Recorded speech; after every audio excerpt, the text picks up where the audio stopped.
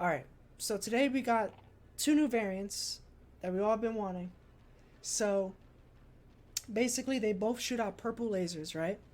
And let me show you how they look. This is the MP7. Oh, actually, no. That's the MP7 with attachments that I put it on myself.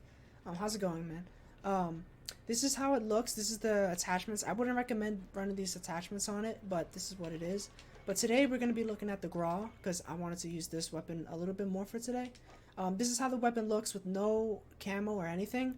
And this is with all the attachments that it comes with as well. So we're going to be testing out if this variant is actually good or not.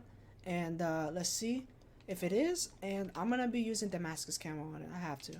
So let's jump into a crazy game of shipment. And let's see what we can do on there. I'm not going to play with my headphones on. This is going to be crazy. But the reason why I'm not is because they're dying right now. And whenever they're dying, they make an annoying beeping sound like every 2 seconds. And I'm just not going to deal with hearing that while I'm playing. It's just going to irritate me.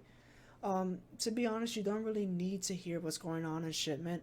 The odds are you're going to spawn and see somebody die. You know what I mean? So we're just going to use map awareness. And that's basically it to play today. I'm gonna switch to like the little red dot right here because I feel like that's better. That guy's using a flaming shotgun, which is not cool, but you know, stuff you gotta deal with on a map like Shipment. Stuff you gotta deal with, you know. You know, you can't expect nothing less than a flaming shotgun. You know what I mean? Because it is Shipment. So far, I think this variant is very, very good. I mean, I'm able to even still use it on a small map like this, and it's still doing fairly well. So you could only imagine what it can do in a mode like Warzone, considering the fact that this is it looks like this is very catered towards keeping the range damage very high.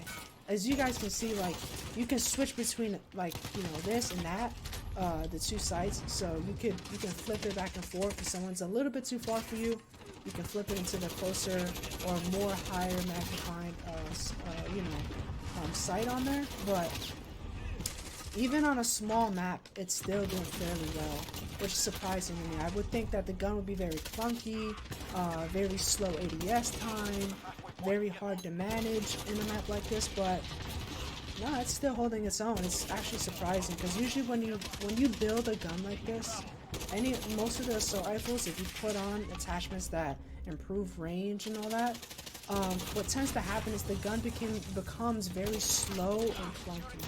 So it is very good in Warzone, for instance, but if you're ever trying to kill somebody that's coming up on you really fast, or you're rushing in a building, you're going to be at a pretty disadvantage when they're rocking a gun not catered towards distance, you know? So if they're running an SMG, oh man, if they're running an SMG, you're done for. You don't stand a chance. But if they are running an assault rifle and they do have it to where it's just like normal, you know, like, you know, a regular stock, a regular red dot, they could probably ADS pretty quick. But from what I'm feeling with this GRAU, the ADS is not bad. It's actually pretty quick. And with this build, they're pretty smart. So what they did was, to make it ADS quicker, what I see is that with the tac laser, that allows you to aim so quick. So you're allowed to have that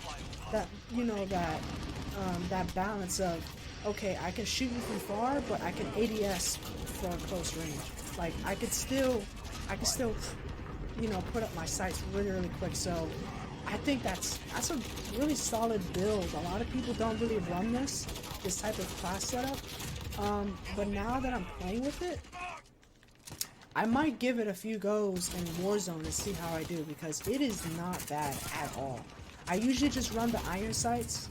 I could normally pick off people from like the longest ranges with the iron sights, but I want to see how much better my accuracy improves with a setup like this, because as you guys can see, I can flip this thing like that, and instantly now I have better lines of sight for longer ranges, and it's probably going to be a lot easier for me to hit those shots. So maybe this is worth trying out in Warzone.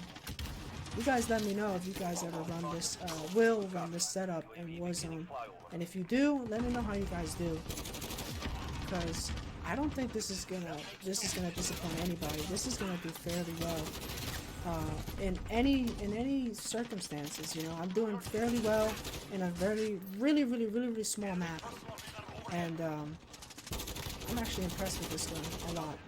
The purple bullets, it looks fancy, it looks cool. It's more of a thing to just, you know, because this gun is quote-unquote realistic, so the camos aren't crazy, but at least they're giving us bullets that are different colors, and I like that. You know, that's really cool to me. What I always wanted in, like, the Treyarch games is, you know how, like, when you have a pack-a-punched gun, how it changes the sound and whatnot, and the color is, like, a red, I believe?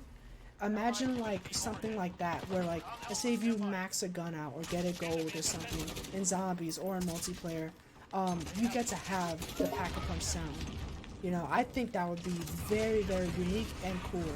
And I would actually pay money or grind really hard to have that, you know, be a thing in the game.